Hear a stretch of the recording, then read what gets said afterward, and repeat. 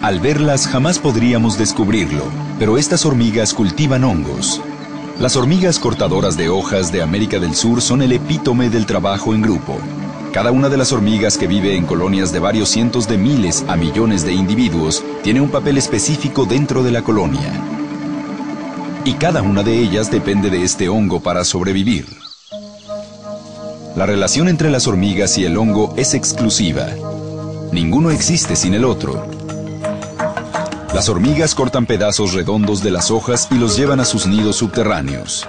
Los hacen pedazos y los utilizan para cultivar los hongos. Los hongos son el alimento de las hormigas y miles de ellas trabajan en los jardines subterráneos para cultivarlos. Las hormigas no pueden digerir las moléculas de las hojas, pero los hongos sí.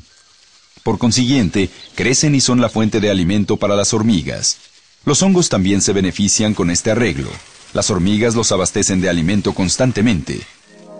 Cada hormiga en la colonia de cortadoras de hojas tiene una tarea específica e instintivamente sabe cómo hacerla. Las hormigas más grandes son las recolectoras. Se arriesgan y salen al exterior a cortar los discos de las hojas. Después los llevan dentro del hormiguero. Hormigas de menor tamaño continúan con el trabajo. Desmenuzan las hojas, las mezclan con saliva y las llevan al jardín. Las hormigas más pequeñas cuidan del jardín. Transplantan pedazos de hongo de una sección vieja a una nueva para mejorar el crecimiento. Añaden su saliva al jardín y caminan sobre él constantemente. Las hormigas recogen los hongos antes que broten los botones.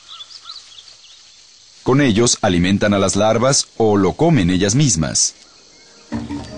En esta sorprendente colonia, cada tipo de hormiga trabaja para el bien común y los hongos son un elemento esencial para su supervivencia. Esta simbiosis beneficia tanto a las hormigas como a los hongos. La naturaleza está llena de relaciones como esta y la supervivencia de muchas especies de animales, plantas y hongos depende de ellas.